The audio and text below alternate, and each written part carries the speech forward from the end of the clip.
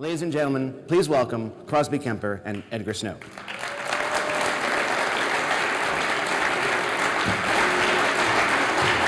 Esteemed colleagues.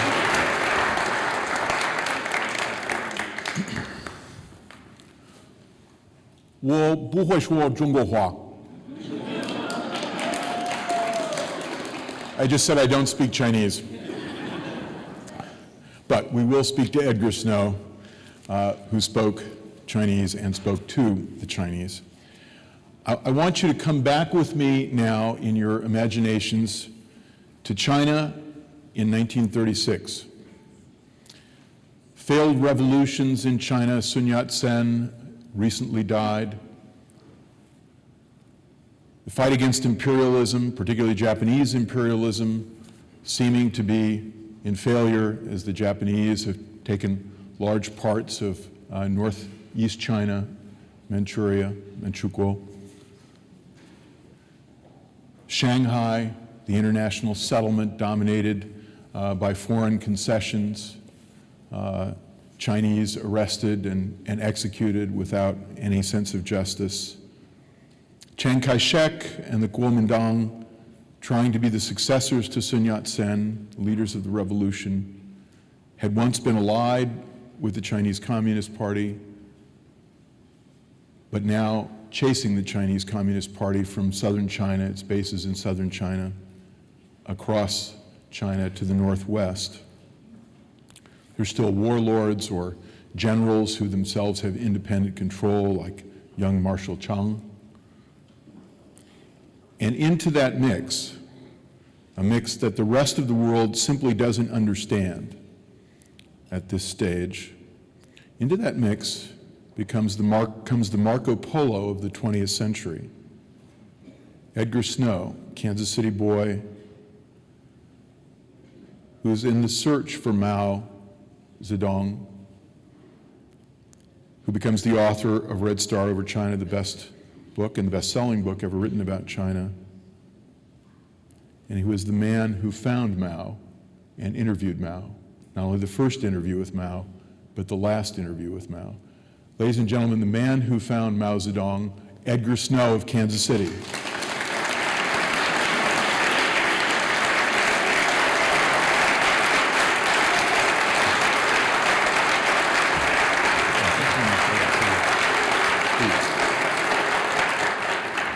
If you'll excuse me for sounding pretentious, I'm impressed that the intellectual treasures of Kansas City are now housed in a bank. There's a lot of recycling of bank things going on around here. Well, it's wonderful to have you here. You are looking well for a man of 105, and there's no mystery about that. We bring them back all the time. But you are the man who dispelled what was in many ways the greatest mystery of the middle part of the 20th century, which is where were the Chinese communists, where was or did he even exist, Mao Zedong? Exactly. People thought he was a myth practically, and the Kuomintang had no interest in publicity for this man. They would just as soon he disappeared. There'd been an effort to wipe out the Red Chinese entirely. It was an extermination attempt on Chiang Kai-shek's part. And my wife at that time, Peg, said to me, you know, it would be just madness not to try to see if you could get in contact with him. And I thought, well, how in the world are we going to do that? Yeah, we had dimly heard. No journalist, not even a Chinese this. journalist, had ever interviewed him. And exactly. So, how were you able to bring that about? You were isolated in Beijing. Right, and we knew that the communists, the Red Army, had made this incredible journey. At least it was already referred to in almost mythic terms. Well, I thought, well, I should speak to a communist. Well, at that time, this is spring of '36. People were not anxious to declare themselves as communists, and I knew there was a Russian emigre by the name of Pervaloy who was teaching Russian at Peking University. And so at that time I was teaching at Yanqing, and I went to him and I said that I was interested to know if there was some way we could make contact with the Red Army. Well, this is all very hush-hush. Don't say anything about this. And he sort of nodded sagely, and I didn't expect to hear much more. I was fortunate enough also to have met Madame Sun Yatsen, and the widow of the George Washington of Chinese Republican movement. And she was a remarkable woman, and she had separated herself from Chiang Kai-shek and the Kuomintang. She disapproved of what he was doing with her husband's heritage. And she said, you know, I think I might be able to help as well. Well, one day we received a message in invisible ink. Now, I'm not a specialist in Secret Service work, but someone was able to clarify the matter. And a very circuitous route, I had been invited to and they're meet Mao. thousands of miles away. Oh, they're way up in the northwest the northwest of China. of You see, China. Where's a No map? one's sure exactly where they are, but thousands of miles from Peking, Beijing. and he was in. I thought he was in Tian, but he was in Powell at this point, up here, very close to the Mongolian border. And after a lot of adventures of trying to get there, including, I thought I was going to fly. I took a train from Beijing to Xi'an, and from there I thought, well, we might be able to get a flight. And this was dependent upon one of the warlords who had an airplane, and he was beginning to play both ends against the middle, thinking that maybe the Red Army was stronger than Chiang Kai-shek thought. And it was decided it was politically incorrect for me to take a plane. So I was saddled with a mule, and away I went. But as a boy from Missouri, you must have been very comfortable with the mule. Good old Missouri mule. I was more familiar with a streetcar, frankly, but this was an adventure. And up we went north, and it took days. And we were going through. They told me also that they were bandits, not red bandits. The Kuomintang always referred to the Red Army as the Red Bandits, and the Red Army referred to Chiang Kai-shek's army as the White Chinese. And we could go off into a long dissertation at this point about the. Don't worry, business. I'll stop you. I won't. He'll stop me. But we were always in danger of being attacked because there were the warlords of China who supported Chiang and the status quo had their own militia. And even in the far outreaches of China, these are the people who had collected taxes from the proletariat, from the laborers, from the farmers. And they were very anxious to see that the Red Chinese did not expand. So here we were sneaking along. Must have been kind of noticeable, too, as this nattily dressed. Well, I wasn't so nattily dressed at that point. Oh, okay. Peg couldn't do much about that. Yeah. But we were very few. I had a bundle, I had a translator, and a guide, and that was about it. And so we were going along, wondering if we were going to be attacked and what's happening. It was actually fairly quiet. And the first person we came across, of all people, and I knew how important he was Zhou Enlai. And he was out on a horse, sort of doing survey of an area, and this man with a quite large goatee at that point, which was fairly unusual at the time because it was not fashionable for the Chinese to have facial hair. And this man came up to me and rode up, and my Chinese was not particularly marvelous, and he tapped me on the shoulder and said, "Can I help you in English?" And I almost fell off my mule at that point. And then I realized who it was, and we did a little bit of an interview, and obviously he was preparing the way for me, and Mao clearly knew that I was coming. They had radio. They were able to contact each other in a remarkably easy way. So we progressed further, and you have to understand the area we're going through is extremely mountainous, and the Loess Hills are sort of these great deposits that are made by the wind blowing the soil and the rock off the Mongolian front. And so you have these huge, like cake formations, and it creates deep craters and valleys. And we were going along through one of these, and suddenly there in this little green valley, and smoke was going up, and my guide said, "This is Powell." You're kidding. And all of a sudden, I thought I was going mad because I heard bugles. Well, we're out in the middle of nowhere. And I hear trumpet calls. And the further we go down in the valley, and then I hear singing. Well, now the Chinese are famous for singing. They sing at the drop of a hat. They sing when they work. They sing when they march. They sing all the time. So that wasn't entirely surprising as we were moving into a community. But then I realized they were singing about the strange white devil who was coming. And I hoped that this was a good sign. people were smiling and very encouraging, and children were coming up and waving, and I waved back, and we got down in there, and lo and behold, we had arrived safely, and we're in the very midst of what at that time was the Red Army. The friendly singing Red Army. Yeah, exactly. Yeah. And many of them were living in caves. That was fascinating because, as I said, these hills were actually very soft, and they were able to, many of these had been built years before by the farmers in protection from raid. Powell means, and you'll forgive me my pronunciation, but the peaceful, or defended peace, a lovely idea. And here they were, and this was sort of their sanctuary. And they were brilliant about not offending, the Red Army, not offending the local people. They were meticulous in how they managed the disposal of waste, something as common as that. That was part of one of the great rules. If you bought something, you paid for it. You repaid for it. You did not alienate your hosts. Ed, where was Mao? Well, he didn't come down to see me for a while. He was saving that for a grand entrance, but eventually I was taken up into a cave. It was as primitive as everybody else's. It was whitewashed walls, floor. You had bricks that they sat on for a table, and there was Madame Mao II at this point. His first wife had been killed by Chiang Kai-shek in 1927. And they lived in very primitive quarters. In fact, the only mark of elegance was a mosquito netting over the bed. It was as simple as could be. There were candles and books, and I think the records of the adventures of the Red Army were in 2 traveling cases under his bed, and that was about it. And what was he like? What did he look like? Oh, well, he was thin. We think of him as in the later pictures when he had gained a great deal of weight. Well, no, nobody had much food on this enormous trek that took a year.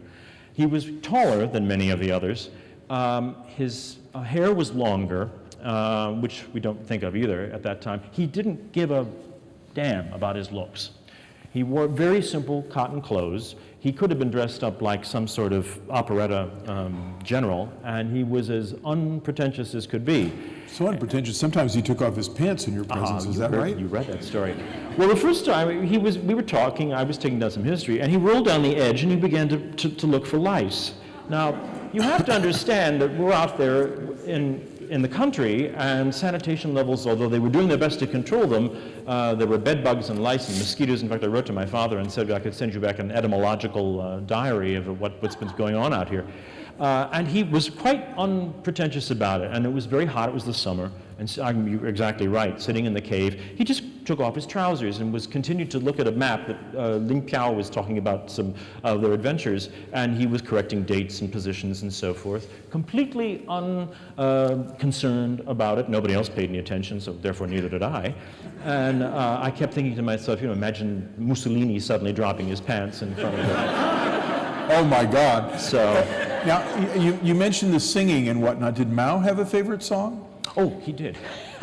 He was from Hunan, and the Hunanese are famous for their love of pepper. And Madame Mao would prepare bread that was very heavily seasoned with red pepper flakes. And Mao had a little joke that he said all the people who believed in revolution were lovers of pepper, and he would reel off and talk about the Spanish and the Russians and so forth. And he said he even had a little song, the little red pepper. And little red pepper was angry about being stuck with the other vegetables like cauliflower and squash and spinach, because he wanted to go out and do great things and erupt, and the rest of the vegetable world was thoroughly unimaginative. So he found this as a wonderful sort of parable for the spirit of revolution that was growing within the people. So you had traveled from Kansas City across the oceans to China and found this hot red pepper. And is there any epitomizing moment that you found? There's a story of the moth in Red Star of China. Oh gosh, he allowed me tremendous amount of time to interview him. And I would write things down in English, and the translator would put in Chinese, and then Mao would read it over, and he would make corrections and give it back, and so it was quite a long process. One of these evenings, it was about 2 o'clock in the morning, and the candles were burning very low, and I was exhausted, and Mao's energy seemed to be unquenchable. It was very interesting, because Madame Mao had never heard much of his own biography. his autobiography. Once you became a communist, that was your rebirth. And so people rarely talked about what happened to them before they became communists. So she was as fascinated as I was about his history. We'll get to that later. And we had just finished. And as I say, there were just candles. And I was putting things away, and I heard both of them go, "Ah!" And I looked up, and here they both were. Remember, everything was very low. We didn't really have chairs, we had benches and bricks. And they were both kneeling down, and on this little stone table was the most exquisite moth. Now, my own knowledge of North American Lepidoptera is not particularly profound, so I couldn't have told you what kind of moth it was. But it was beautiful sea green with a little bit of saffron and rose at the edges. And it was exhausted, and it lay down next to the candle, seeming about to die. And Mao picked it up, slipped it into a book, carefully closed it to preserve it. It was quite remarkable. It was a very delicately done gesture. And I was quite struck by this man who had led all these people through all these appalling adventures and was dealing with death and destruction on every side, and yet takes the time to preserve this exquisite insect. Killing it to save it. Now, this is an incredibly romantic vision of the Red Army in the hills of northwest China, Shanxi. Let's go back to your own romantic story, your own the story of Kansas City, the boy from Kansas City who becomes the Marco Polo of the 20th century. Tell us a little bit about growing up, your father, your mother. Yeah, to me, it wasn't romantic at all. It was very mundane. I lived almost entirely on the corridor of 39th Street. My father, J.E., owned a printing shop over here on Cherry and 11th, and he wasn't much of a businessman. He was more of an idealist. But he'd fallen very much in love with my mother, who was this beautiful red-haired Anna Catherine Edelman, Catholic. And he was a Protestant, but he went through the whole process of education and training, and then he married her as a Catholic, and reared my sister, Mildred, and my brother, Howard, as Catholics. And they went to Catholic school. But for some reason, he decided I was going to go to public school. So I was sent to the Norman School. Norman School. Yeah, that's right. And then Westport High School. And then eventually to Westport High. And by this time, we had moved to 3925 Charlotte. And this is very interesting. You've got this skeptical printer father. There's a long tradition of radical involvement from printers going back to the 18th century, or even the 16th century. And your mother, who's a strong believer, and religion is a huge part. There's a kind of dualism in that, which is interesting. Yeah. And may inform your life in the books you write about China. But I want to know where this wanderlust that led this boy from Kansas City to China, where that started. You know, I talked to your best friend growing up just this week. I talked to Charlie White. Now, Charlie White couldn't be here tonight, but Charlie is, as you are today, 105 years old, still alive, living on Overhill Road in Shawnee Mission. And doing very well, by the way. And he told me some stories about your youth, particularly about a trip you took to California with Bob Long. In 1922, we were in high school, and part of Delta Omicron, a boys' fraternity. And we'd all known each other. And Bob had gotten a hold of a 1917 Model T. And he thought it would be great fun if we drove out to California for a lark. It was summer, and Charlie and I had already been working harvesting during the wheat harvest. You know, this is 1922, so you didn't have the machinery that they have nowadays, and farmers were very happy to get any kind of local help that they could get. So it was very easy for us to go further west towards Topeka and be able to do maybe a week's worth of help with the wheat harvest and come back, and you had a small amount of money. So we said, okay, we'll do it. And Bob had told his parents that he was going to do this crazy thing, and we didn't tell ours. But Charlie's father had passed away, and he knew his mother would disapprove, and I knew my mother would be in a cloud of Hail Marys if I even suggested the idea. So we took off without formally telling them where we were going. And you know, you have to remember, 1922, we get as far as Topeka, and the roads ceased to be paved. And we had all kinds of troubles with this car. It's a good thing it was a Model T and it was very light and you could keep pushing it if you had troubles. We knew we wouldn't be able to get over the mountains because the radiator would explode. And as we were tootling along and, you know, ruts and all the rest of it, a bearing went. And there we were sitting, I forget, somewhere in the west going south, and the three of us looking like, hear no evil, see no evil, speak no evil. And a rancher came along. Boys, what's up? And he said, well, sir, the car seems to have scored a problem with the bearing, and we're having a lot of trouble. We don't know what we're going to do. And he said, it just so happens I had the same trouble last week. I have an extra one in the back of my truck. And really? And he did, and he fixed it, and on we went, and we, with various adventures, finally got to Santa Monica. California. We got to California. What were we going to do there? Well, we could stay at the YMCA, but I happened to have, I played saxophone in a little jazz band, the Bluebells of Kansas City, and I wasn't very good, but we had a lot of fun, and I had met Buddy Rogers. Maybe some of you may remember his name. He was a silent film star at one time. He was studying out that time. He starred in Wings, Howard Hughes' great epic. Indeed, but you know who the real star of that was. That was Gary Cooper. But anyway, but Buddy was out there, and we stayed with him for a while. But Bob's parents, he phoned them, I think, and they came out. By this time, the car was a wreck. He sold it. He went back with his parents, and we stood there, Charlie and I, like, well, what about us? So what did you? What did We you had guys no do? money. What We had did no you money. We and had a Charlie do? bean, and they just smiled. You know, good luck, boys. So we thought, what are we going to do? And I said, well, we could try riding the rails. And we did. And it was insane. I mean, what a thing to do. We didn't even know where we were going. We got on the wrong train, and I'm going up into Sacramento, north. And then we finally got it going to the correct way east. And of course, there was during a strike, so the railroad security was very high, and they didn't want people illegally riding the train, let alone for security, but everything else. And we would, you know, find ways to get on the roof or hide in a car. You rode on the roof? Yeah, absolutely. And in fact, we rode on the cow catcher at one time at Charlie's suggestion, which was truly mad. But the police would catch us, railroad security. Better would than the catch cows us. catching you. But No, thank God. And the nice thing about that was that you could then have a place to sleep for the night, and they'd feed you, and then you'd go. And they knew what we were doing, you know. It was an easier time, and people weren't too worried about security and so forth. So we finally got home and survived it, and my mother was outraged. you'd be in Guantanamo today. But Yeah, that's another right. Story. Yeah. I think my father was secretly pleased, but it wasn't the party line to admit it. So you had a great adventure, and I guess this may have given you the itch, the travel. I couldn't decide what I wanted to do. And my brother had gone to New York, and he was straight arrow. He was the arrow collar boy. He was better looking than I was. He was smarter than I was. He was definitely going into business. He knew what his path was. And so I followed him out to New York, and I got a job with the Scoville advertising agency out there.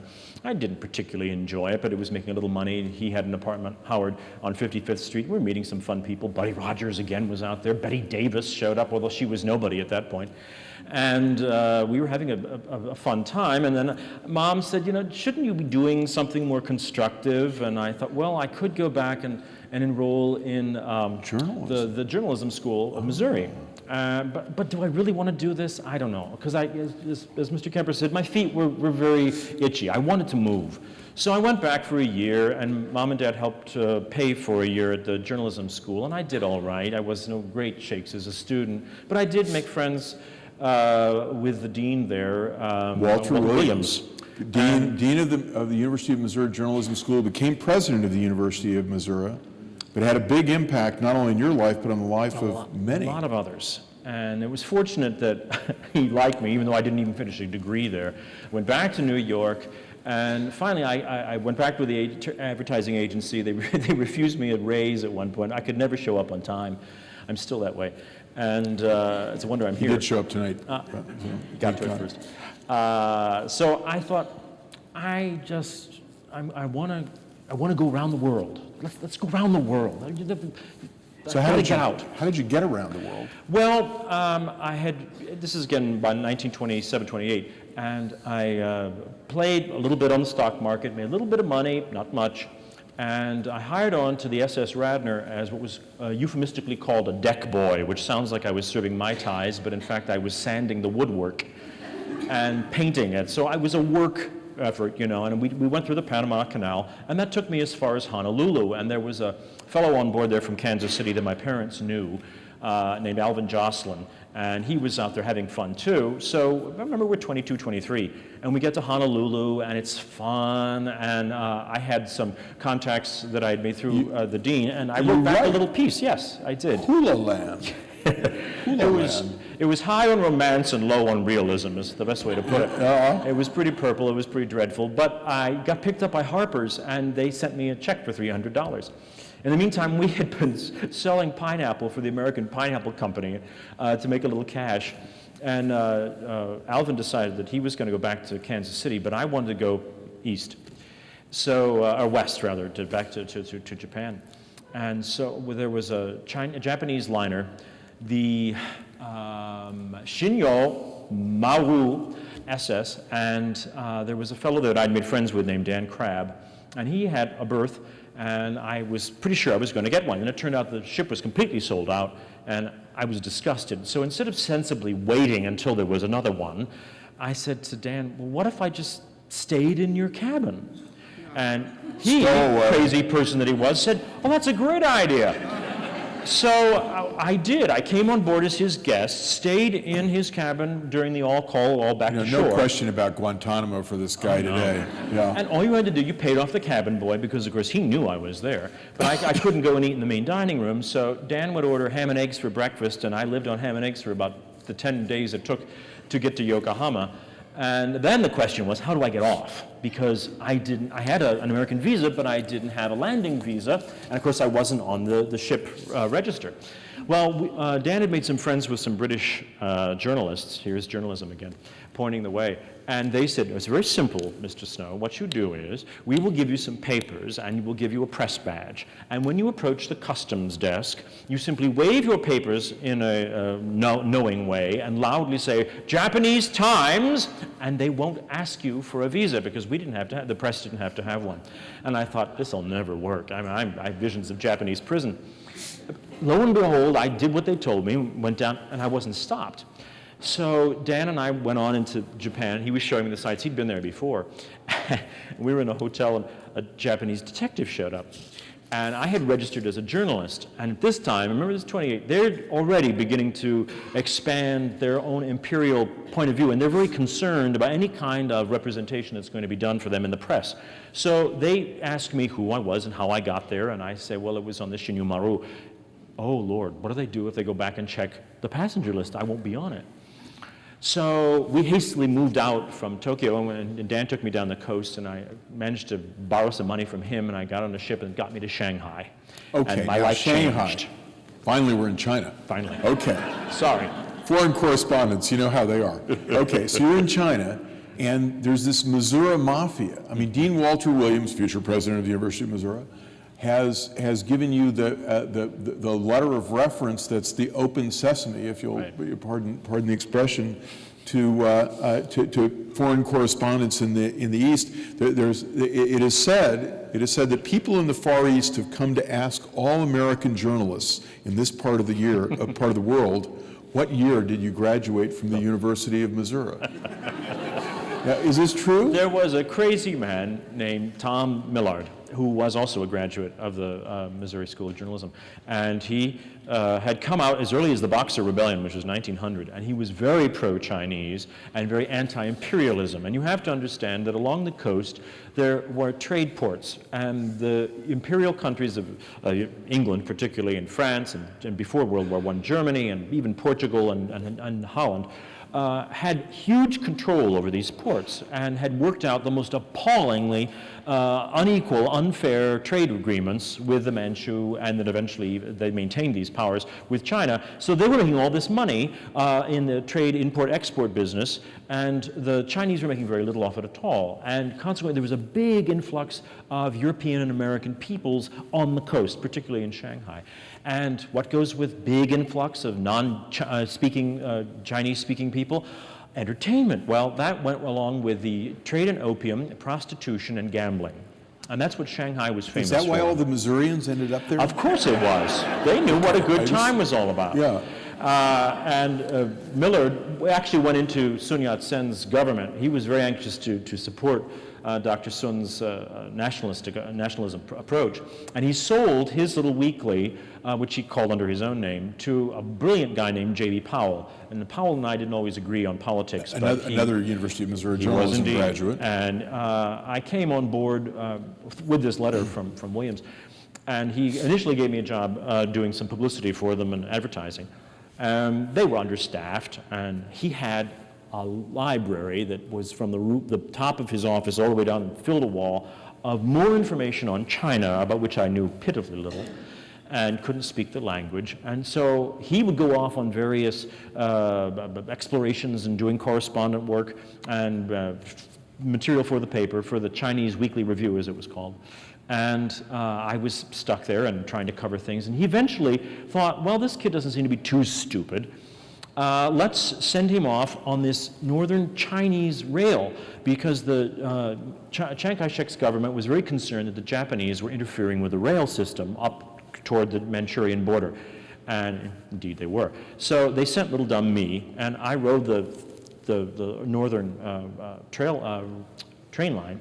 And what should have taken a day took 3 days, because there was so much interference. Either the train was stopped and we were taken off and we were examined, and then there were the trains had been damaged and the rail was damaged, and well, it was very obvious that there was a lot of intrigue going on up here. So I came back and I wrote this little report about the adventures of what's going on up there with the Japanese.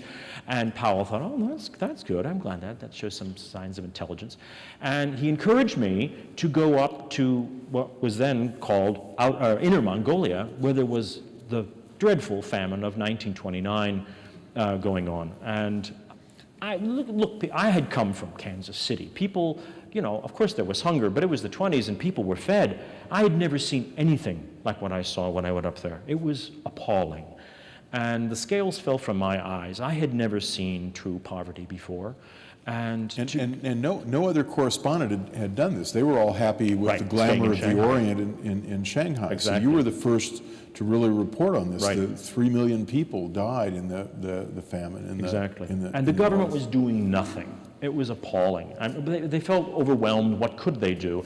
And one of the horrible things was the fields that should have been planted with millet and with grain were full of poppies. And people were making all this money off the illegal opium trade, and who cared if they starved? And I thought to myself, why don't they revolt? Well, they didn't revolt because there was no one to give them any structure. There was no order. There was no pattern to it. They were pretty much abandoned up there. And you would see people, and the United States, one of the big things we would hear about over here was they sell their children into prostitution. That's what they do. That's the kind of people they are, Well, you soon found out why things like that happen. If you're starving and you think your child might have a better possibility of living because they're willing to take her into a house of prostitution, of course they did, because they didn't want her to end up looking like a living skeleton. And as hard as it was for me to comprehend that, that was what was going on. And you had to understand where the people were. So I come back to Powell and I start to write up this business. Plus, I could also see up on the edges of the Mongolia, which was very close to Manchuria, and the Japanese are making greater and greater incursions into what they were eventually going to call Manchukuo, and they're going to invade and take over. Including an attempt to take over Shanghai in Exactly. 1932. Right.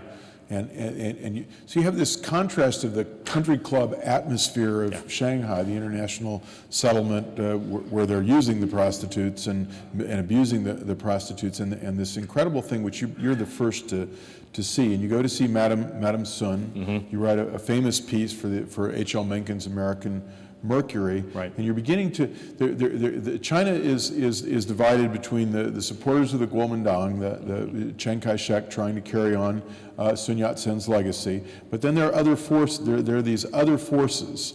The young Marshal Chung, who's an independent force and who also is trying to deal with the famine, and off in the distance there is this red star rising, mm-hmm. Mao Zedong and many others. How did you become interested in that? I mean, what led you to this interest that eventually led to this trip? It was really Madame Sun. What an amazing human being she was. And she had actually been from a family of the Sung. The Sung family, very powerful. her sister was... Married Chiang Kai-shek. She was Madam Chiang Chiang Kai-shek, much to her sister's disgust. Chiang had been a generalissimo under Sun, and Sun Yatsen could be described, at least Madam did, describe him as a Christian socialist. And she said that he would say to her, what is socialism but active Christianity, in the sense of the book of Acts, where the apostles shared everything in common. And he said that's the ideal, and that there was support and understanding. And this not only tied in a sense of spirituality, which she had studied, interestingly enough, in Georgia Wesleyan at Macon. And she had been influenced by the Methodist missionaries. Remember, China was heavily invaded by American missionaries, Catholic and Protestant, whether to good or bad, you may decide. And she came back with a tremendous knowledge of the West and English, which of course was a great help to me. And she married Sun in Japan before he came over into China to start the first Chinese Republic. And her family was horrified because he was seen as this sort of crazy person. And she was very young. She was 30 years younger than he was. And they were very concerned that as a child bride, she was attaching herself to someone who was a radical. But she believed so passionately in his belief and what China could be as a unity, and not as a feudal society. And that Dr. Sun saw the possibility of growth. And he appealed to the West to come and support when he eventually was able to take over. And the West turned their back on him. And I think it was because they had too much money riding on the status quo as it was. And before the revolution can really be completed, he dies in 1925. And so there's this question of his legacy, who really represents his legacy, Chiang Kai-shek or the various warlords, young Marshal Chang and others. But along comes the Chinese Communist Party, and Madame Sun opens your eyes to that. Mm-hmm. So we have you ready to go, and now we know how you got to Mao and to the caves, and so tell us a little bit more about Mao and where he came from. Now, music, we were talking about the Hot Red Pepper song. How did you ingratiate yourself with him? Was it through music? Obviously, propaganda education was huge. There was 95% illiteracy amongst these peoples in Western China. And one of Mao's first endeavors was to educate them. And obviously, if you believe in revolution, you're going to use propaganda to do it. And a marvelous way to do that was through theater. And you had all these marvelous teenagers who were part of what was called the Anti-Japanese Revolutionary Theater Group. And they just trips off the tongue, doesn't it? It's probably much more mellifluous in Chinese. Yeah. And they performed little skits. It was like a variety act. And they were very agit-prop. It was very obvious, nasty Japanese man taking control, beating up the peasant. The peasant rebels and kills him, or whatever happens. Then they would do it in dance. They would do it in song. And during the breaks, people would sing during the intermissions. Now, there was nowhere else to go, so you were gathered in these big Did they ask you to sing? You're clearly a performer. Well, my musical efforts stopped with the saxophone. And yes, as a guest, they did ask me to sing, and to my horror. And I tried to brush it off, and no, you must sing, you must sing. And I'm thinking, oh my God, what? And inappropriate things go through my mind, the La Boheme, Ave Maria. No, I couldn't even do it. Your mother would have liked that. He flies through the air with the greatest of ease, the daring young man on the flying trapeze. Well, I got through one verse of that, and there was no joining in, of course, since nobody knew it. And they all applauded politely, and no one asked for an encore. But I survived. But clearly you'd any man who can sing the daring young man of the flying trapeze to Mao Zedong has ingratiated himself into the Red Army, and you play poker with these guys, and your basketball, as you say, I think in Red Star Over China, you were concerned about how they would eat, play, love. That has some kind of a resonance with me. But how did this is like all schoolboy activity. How do these schoolboys take over China? Where is the idealism here? Oh, that was Where does this come from? Great gift. because what would have been unorganized bandits, as the Kuomintang was trying to say they were people with minimal education who were filled with a sense of purpose. Suddenly they were being told that they would have a responsibility to their own lives and their own property, even if it was shared within the Marxist concept. Remember, China was essentially a feudal society. There was almost no middle class at this point, and minimal industrialization. Peasants and the landlords. Exactly. It was very much as we would imagine, England in 1100 to have been. And what Marx always said was you went from a feudal society to a capitalist society where the producer was the one who controlled everything, and then they overthrew him, and then you went to the wage earner who tried to have an equitable arrangement of property and finance and productivity and so forth. But you were missing the middle part here in this equation. And this didn't bother Mao, but it bothered Stalinists who were trying to influence him. But Mao was a peasant. I mean, he came from a peasant family. His father was a farmer. A middle peasant family. But he was able to get out with education. Yes. In fact, what was his first real job? He was a librarian. Aha! You hear that? Mao Zedong was a librarian. That's where the revolution came from. That's right. It still may come from librarians. That's right. Think of Lenin sitting in a library in Geneva, too, the same mentality. He read, and he was omnivorous. And not only did he read his Marx and Lenin, he also loved Chinese adventure stories and the novels and the stories of great power. And the Three Kingdoms, Sun Guo. That's right, Sun Guo, the Three Kingdoms. But he took the trouble to read the translations of Greek, the ancient Greeks. He was familiar, inevitably, with Hegel, because Hegel was such a huge influence on Marx. And Rousseau, it all comes from Rousseau. Rousseau, Montesquieu, Adam Smith. I was amazed at the breadth of his reading. And he then was able to distill down for all these millions of people. Obviously, he couldn't speak to all of them at once, but it was thousands at any rate, so that they were given a sense of purpose. You are going to, one, defeat the Japanese. He had to convince them that they were this tremendous threat, which they were, and this was not understood. And also that revolution means you're going to have your own country. You will be a person as opposed to a victim. And this was a tremendous idea. But once you give people an idea, then they're willing to follow, to fight. And this notion of following and the great heroes, he read books about great heroes, Napoleon and Wellington, much like it should be said Harry Truman, whose favorite book was Great Men and Famous Women, who talked about the same people, Hannibal and Napoleon, etc. But the notion of the understanding the peasants and their willingness to follow him, because there's this great moment, maybe the greatest moment in modern Chinese history, the Long March.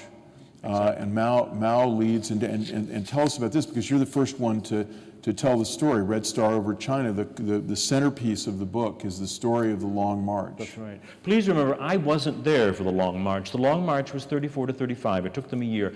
They were down in Yunnan. And Chiang Kai-shek was pretty sure he was going to crush them. And he had an enormous army that he was going to use against about 200,000, he believed, was in the Red Army.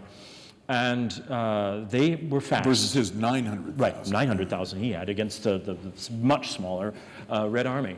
And they were fast, though. And Mao was, and he had some brilliant strategist, and they were able to move very rapidly out of Yunnan and began to go north.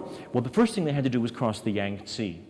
And Chiang was sure he had them here because he had his troops go ahead, and they burned all the boats and the ferries along the Yangtze where he was sure they were going to cross. Well, the Red Chinese very wisely decided we'll create a diversion, and they sent most of the army rapidly up one side of the river. And then they, one smaller section, doubled back, and Chiang's forces had followed the main body of the Red Chinese, and in fact, here was this rather untended section of the river, and they hadn't burned all the boats. They needed the boats to get across themselves, and they assumed the Chinese weren't coming back, the Red Chinese. So here was this easy access, and they took over the White Chinese forces and used the boats, and the main body of they must have radioed each other, of the army, then came swooping back, and they all got across the Yangtze River, much to Chiang's outrage, because he couldn't believe that they had done this. And there's a marvelous image, I was told, of, it took 9 days to get the whole army across the river. And by the time Chiang got his army rearranged back, the Red Chinese had burned all the access across the river, and so they stood on the other side of the Yangtze, so hello, much to his rage. But the next great river is where the great moment in this story of the Long March happens. The Tatu River, the bridge over the Tatu, and Chiang thinks he's got them because he knows they can't. The river is too fast. Right? And the boats won't work, and they realize they're deep gorges, steep gorges, thousands of feet into the gorges, so they can't really use the boats to get across. And the bridge at Tatu. You've got, and you should know that the history of this is really incredible. And Mao, of course, being a great tale teller, a great student of Chinese history and Chinese romance, understands that the heroes of Sun Kuo, the three kingdoms, the great Chinese tale, were defeated at the Tatu. And he also knows that the Taiping Rebellion, the real rebellion of the 19th century, the sort of proto-Chinese revolution of the 19th century, that Takai, the leader of the Taiping Rebellion, was defeated there by the Manchus. So here are these two great moments in Chinese romance and history that have been defeated at the Tatu, the bridge at the Tatu. So they arrive, the Red Army arrives. Would you mind if I read that section? No, this is a great section of the book. Bit. This is one of the great moments in the literature of foreign As I say, I wasn't there. This was based on reports that I was given. It's the translation of the bridge fixed by Liu, which was built centuries before, was about 16 steel cables going across this gorge. And of course it had been covered with boards so that people could get across it. But the White Army had been destroying these boards in hopes that no one was going to attempt to go over just the cables themselves. 16 heavy iron chains with a span of some 100 yards or more were stretched across the river, their ends embedded in each side under great piles of cemented rock beneath the stone bridgeheads. Thick boards lashed over the chains made the road of the bridge, but upon their arrival the Reds found that half this wooden flooring had been removed, and before them only the bare iron chains swung to a point midway in the stream. And at the northern bridgehead an enemy machine gun nest faced them, and behind it were positions held by a regiment of white troops. The bridge should of course have been destroyed, but the Sichuanese were sentimental about their few bridges. It was not easy to rebuild them, and they were costly. And of the Liuting, it was said that the wealth of the 18 provinces contributed to build it, and who would have thought the Reds would insanely try to cross on the bridge chains alone? But that was what they did. No time was to be lost. This is where Mao was brilliant. They always moved rapidly. The bridge must be captured before enemy reinforcements arrived, and once more volunteers were called for. One by one, Red soldiers stepped forward to risk their lives, and of those who offered themselves, 30 were chosen. Hand grenades and Mausers were strapped to their backs, and soon they were swinging out above the boiling river, moving hand over hand, clinging to the iron chains. Red machine guns barked at the enemy redoubts and spattered the bridgehead with bullets. And the enemy replied with machine gunning of his own, and snipers shot at the Reds, tossing high above the water, working slowly toward them. And the first warrior was hit and dropped in the current below. A second fell, and then a third. But as others drew nearer the center, the bridge flooring somewhat protected these dare-to-dies, and most of the enemy bullets glanced off or ended in the cliffs on the opposite bank. And incredibly, they moved on, and they were able to land a grenade in the white enemy redoubt, and the enemy fled. Couldn't believe that these men had done what they had done. There you It's are. an extraordinary story. It's one of the great stories of battle in history. And here is this Odyssey to use. As you said, Mao reads the classics, the Western as well as the Eastern classics. And so this is a story like the Odyssey. 360 days, the Long March, 15 days of pitched battle, 24 miles a day, 18 mountain ranges, 5 snow-capped, 24 rivers, 12 provinces, 62 cities and towns, 10 warlords, territory they had to cross. The comparison you make in Red Star over China to Hannibal, but you also say It's much more like Napoleon's retreat, although it wasn't a Moscow. retreat, from It was a Moscow. retreat. You're dealing with such a 6,000 miles, that's twice across the United States. It's just an epic endeavor, extraordinary. And here you have all these people being shot at, starving, there wasn't enough food, and they did a brilliant thing, because as they went along, instead of going up and beating the devil out of anybody who was around them to get the food from them, Mao saw to it that force was used as little as possible, because why alienate the people you need to have support you? You need them to say, yes, we want you to go on, so that then they would give. And this comes to, did you mention the Robin Hood image as well? As they went through the warlords, then the warlords would flee before these Red Army people because they were afraid they would be killed. Well, if the warlords were gone, then the peasants were going to be taxed. Hallelujah, say the peasants. So, have some millet. So the Red Army is incredibly successful, makes it up to the caves of Paonan and Yunnan, right. And you say in the book, which is maybe another side of this, it's the biggest armed propaganda tour in history. Mm-hmm. In fact, some historians point out that only 4 people lost their lives at the Battle of the Bridge over the Tatu. It's kind of a romance, of course isn't it is. It's incredible. Well, you write the book in Beijing over 6 months. Red Star over China. It sells 100,000 copies, almost immediately becomes the #1 bestseller in England, the Left Book Club. 23,000 copies in the US. Bennett Cerf says just in time for the headlines, because the Japanese, of course, in 1937 really begin the Second World War in their attacks on China. It's interesting to me that the Chinese translation, the first translation, and this is translated into virtually every language, is Journey to the West, which is itself a great Chinese tale about a man who goes to India to acquire the Buddhist classics and bring them back to China to preserve Buddhism in China. But it is, as Pearl Buck said, as you said that I would say, which I am now saying, it's a Robin Hood story. Right. It's a great Robin Hood story. Ironically, 1937 was the same year as the movie version of Pearl Buck's The Good Earth. So it was China was very much on America's mind at that time. Even if they didn't understand what was truly going on, the ground was sort of prepped for them.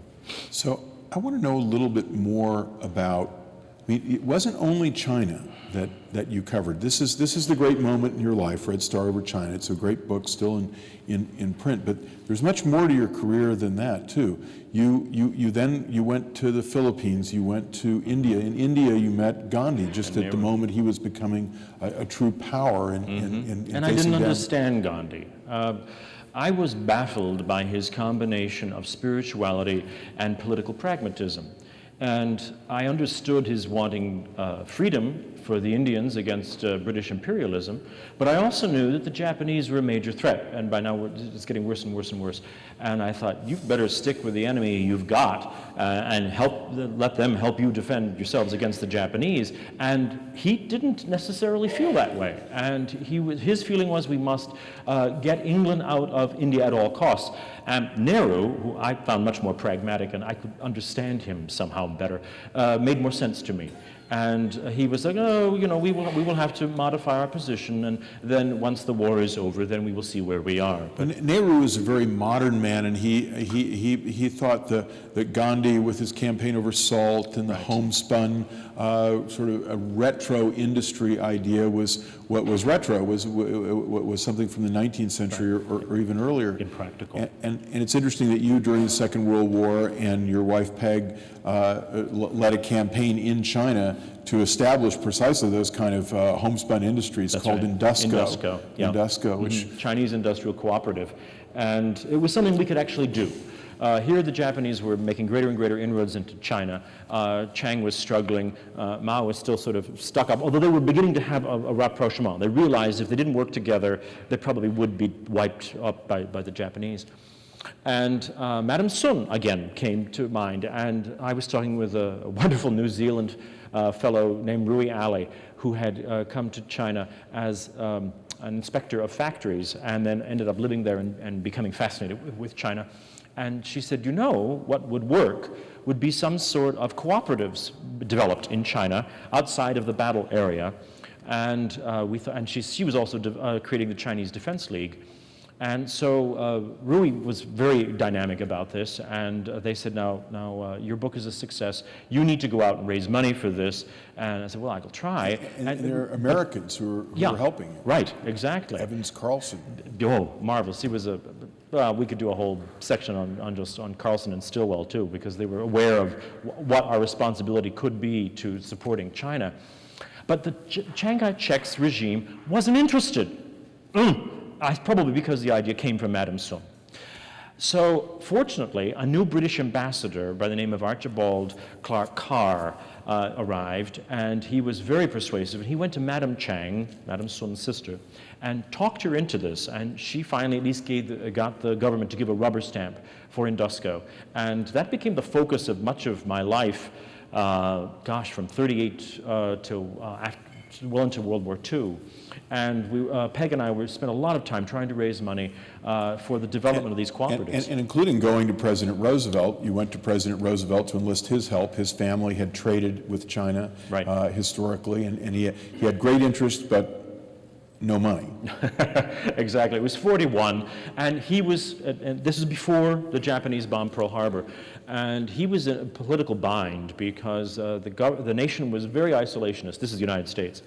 And he knew that they were not interested on a large scale funds in China or anywhere else. And I kept saying, but you know, the Japanese are not going to sit still. I was amazed. We had stopped in the Philippines on our way working back to the United States.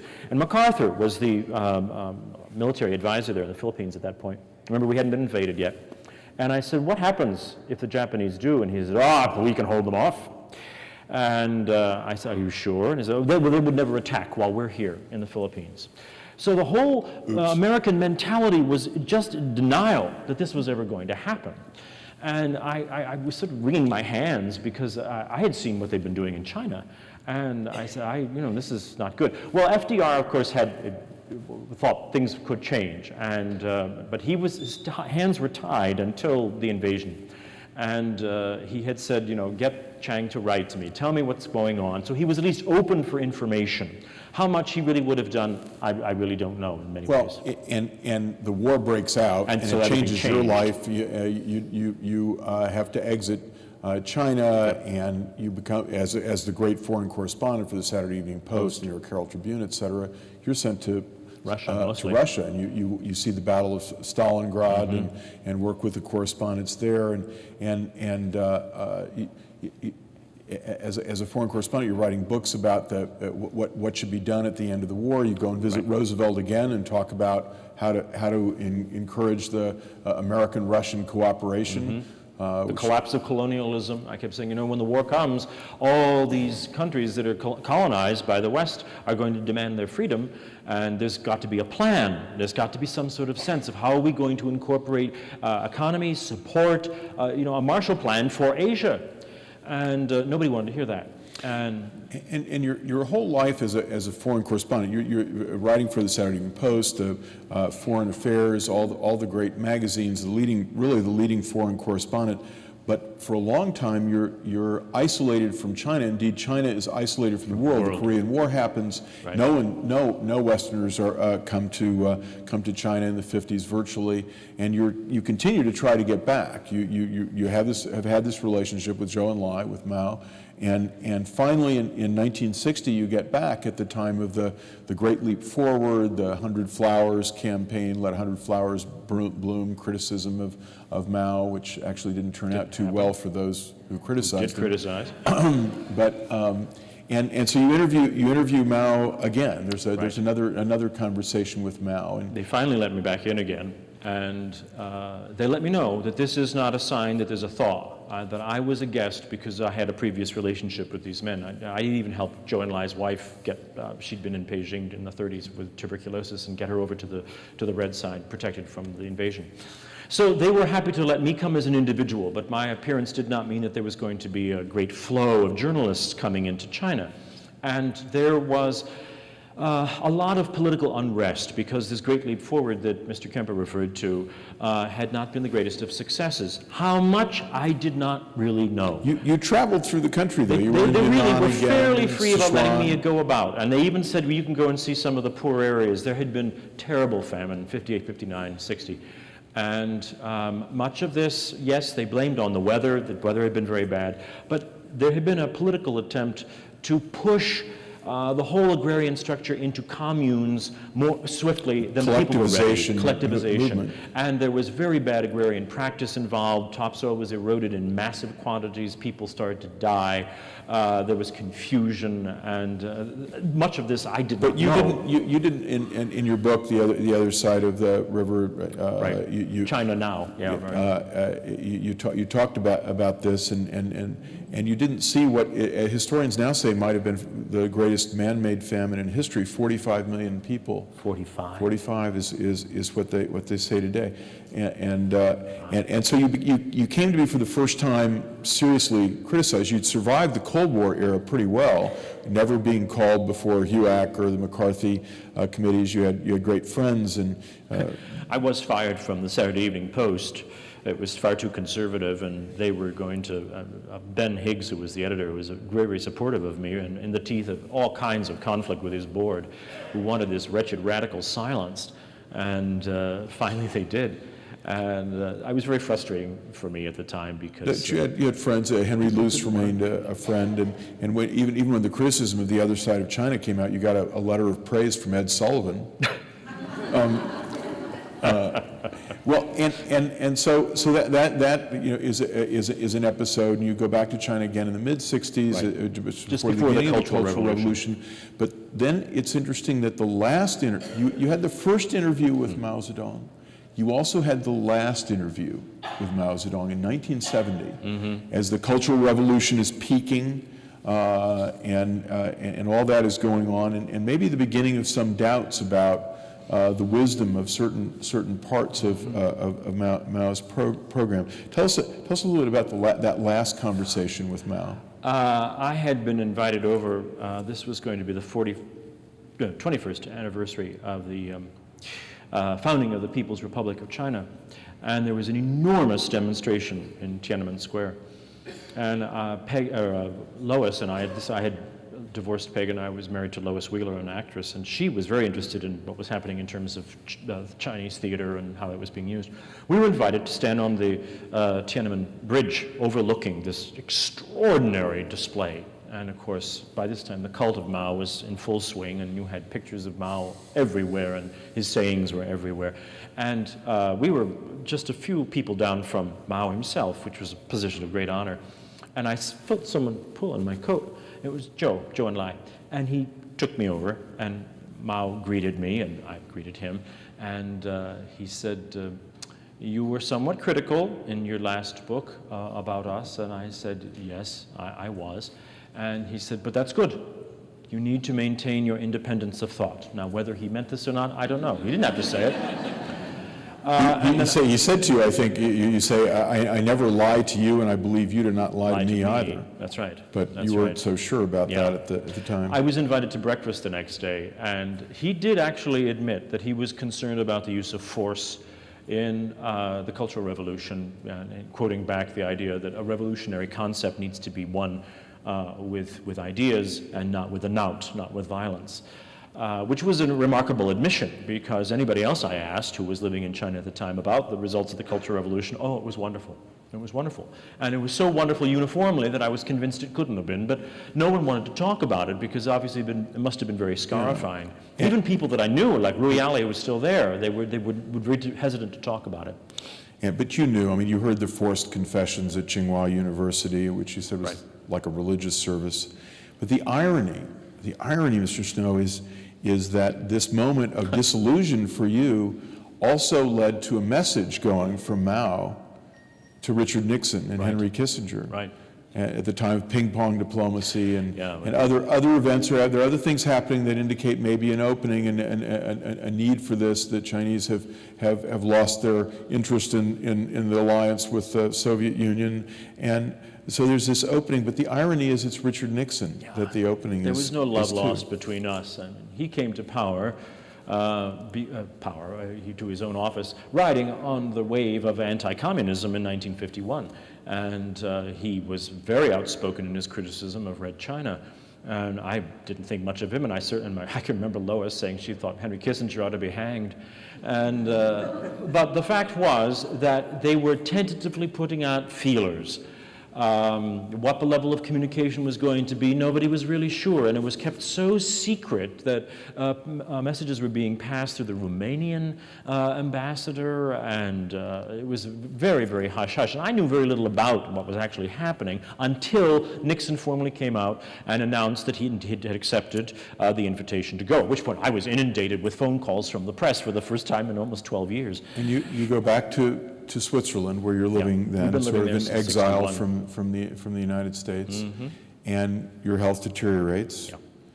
And Zhou Enlai arranges for a Chinese medical team to come and be with you. And a number of dear friends came. There was Hua Huang, who had been my translator when we had met Mao, and there was George Hatem, who had a marvelous Lebanese physician who had stayed in China to explore solving the venereal disease problem in China, which was rampant. And he came as well. I was diagnosed with pancreatic cancer, and I had surgery, and the results were not particularly positive.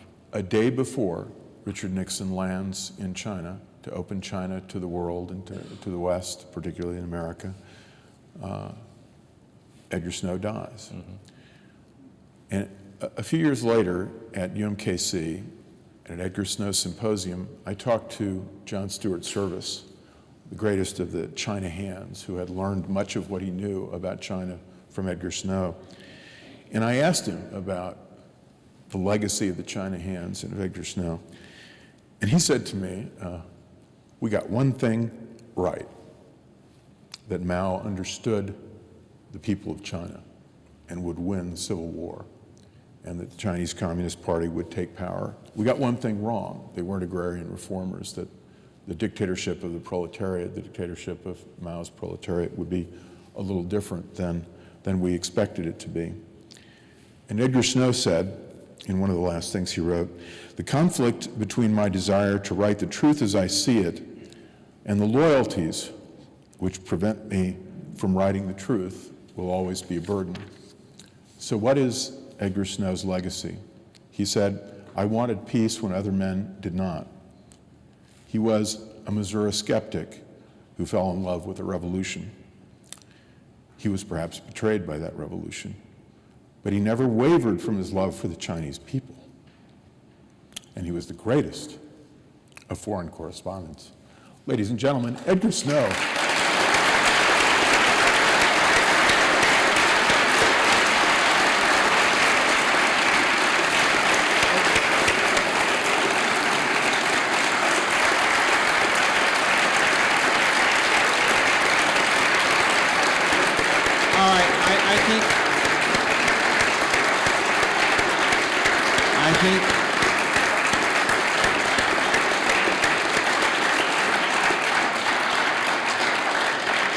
I think that was a tremendous, tremendous performance, and I think both Bob and Crosby well deserved the round of applause you just gave them.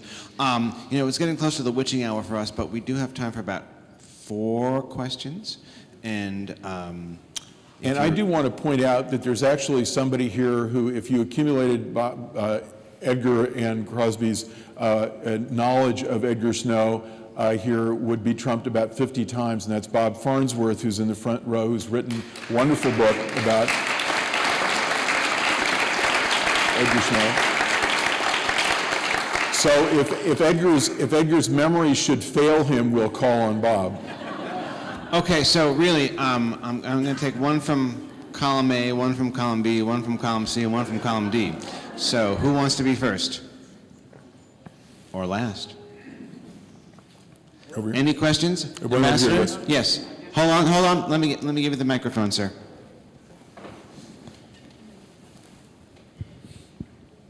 Well, I just would like to express I think on behalf of my delegation, China Society for People's Friendship World Studies. We are indeed very grateful. It's indeed a very excellent, really excellent work show. And you have done wonderfully. And I must say, from what we learned, I think you have been, what you have been saying, very loyal, very truthful to what happened. Very and good. we appreciate indeed. Thank you.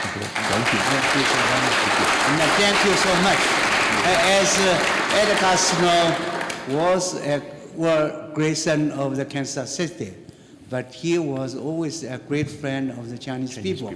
Absolutely. He was respected when he was alive, and even now he has passed nearly 30 since 72, nearly 40 years. Right. But he is still very highly respected in China. I think people, not only of my age, I think perhaps some youngsters might know little, but for middle-aged Chinese. And I think this is going to pass on to our younger generation. I hope so. And we always appreciate and we are always grateful to Edgar Snow and some other American friends. You know, our society, its predecessor of our society was called 3S Society. 3S, 3 Americans. Anna Louise Strong, Anna Andrew Louise- Smedley, and Edgar Snow. Exactly. And as Very I good, said Edgar. the other day, it's a tradition, and I think it's a good tradition. It also reflects how? Chinese culture. Never forget older friends. That's right. Especially, never forget friends who have made contributions or help, assistance to the Chinese people, whenever that happened. So thank you once again. Thank you. Sure. Thank you, Ambassador. Okay, we have... Henry, I just might say about the knowledge of people of Edgar Snow. Most younger people in the United States and even in Kansas City don't know Edgar Snow and should. I had dinner about 10 days ago with the highest ranking member of the Chinese government ever to visit Kansas City, Madame Yan, who is the vice chairwoman of the Chinese People's Congress. The People's Congress of the People's Republic was in Kansas City about 10 days ago visiting the Kauffman Foundation because she's in charge of entrepreneurship in China and visiting the Nelson for obvious reasons. And some of the younger Americans around the table didn't know who Edgar Snow was, but I, being a promoter, being Henry's flack, I gave her a flyer for our evening tonight, and she said, Edgar Snow. Edgar Snow. Everyone in China of my age, she said, knows Edgar Snow. So the most powerful woman in China knows about Edgar Snow. Everyone should. All right, Chief, we have time for 4 more. Okay. My name's Gary Pettit. I'm the president of the Edgar Snow Memorial Fund here in Kansas City. And I know Mr. Snow had some rough seas to sail in the 50s and 60s. But I want to congratulate the two of you putting that in perspective and the context of the time and what the choices actually were. And this is the first time I've seen this portrayed in the true context of the era, and I congratulate both of you. Thank you very much. Thank you. Thank you.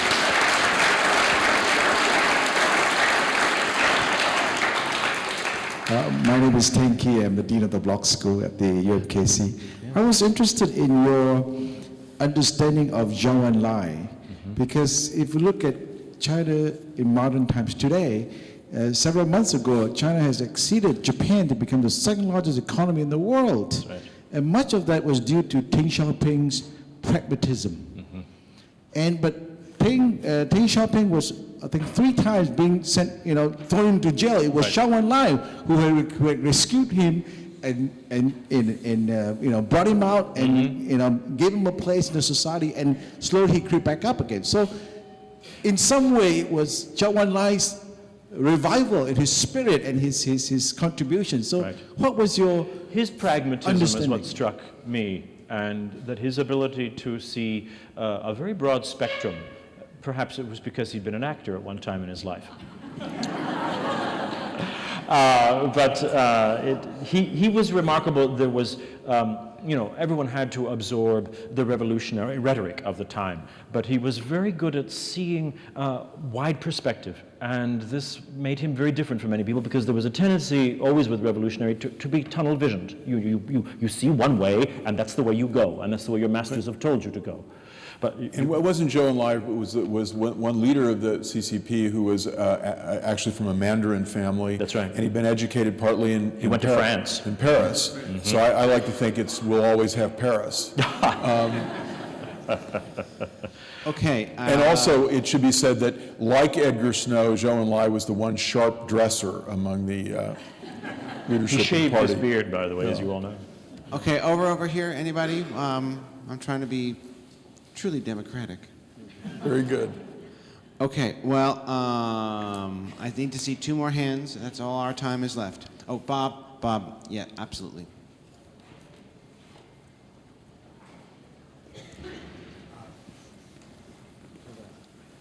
Okay. I came tonight a little bit skeptical. I knew something of Crosby Kemper's past. Bob and I have argued about this in the past, it should be said. And I must confess, I've been completely won over by your performance tonight. I think you were not just a great actor, a great gentleman in dealing with all this. And I think it was a great performance. There were lots of little things that I would like to... We'll discuss that later, Bob. But on the whole, I think it was a remarkable performance, and I have been completely won over. Great. Thank you very much. Bob, thank you.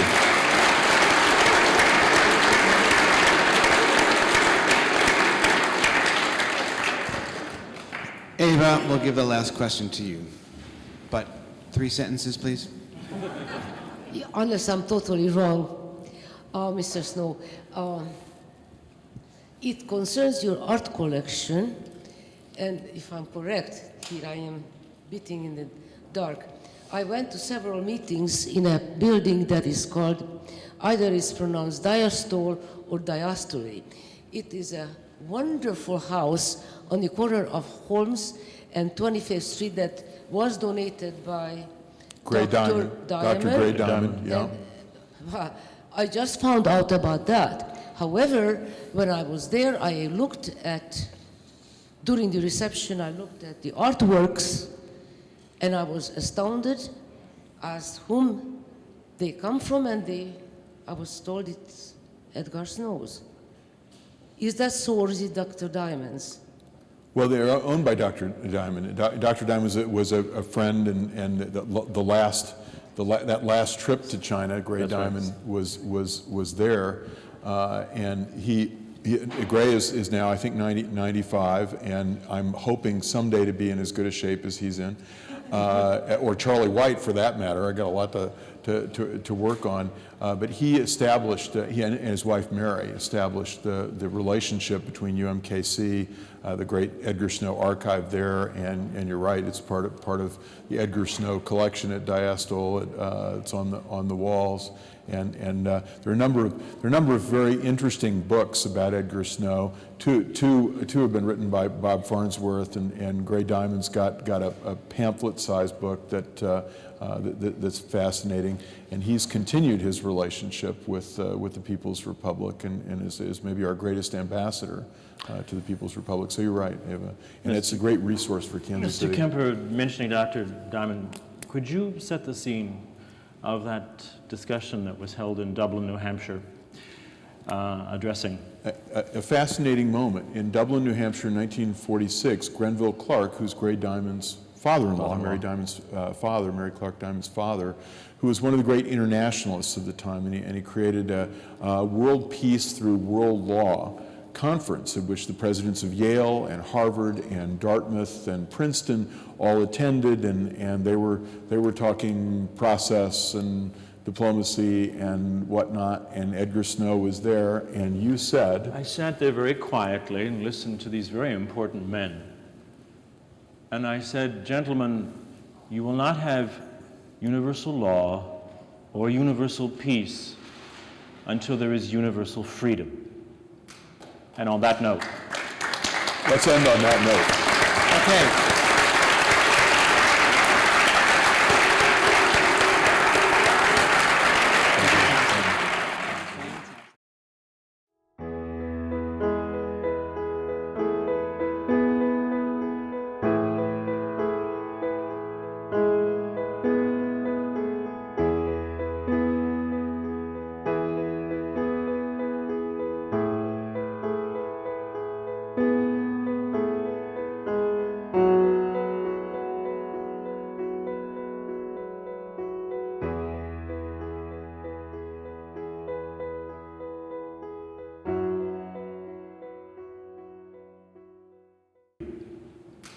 And on that note,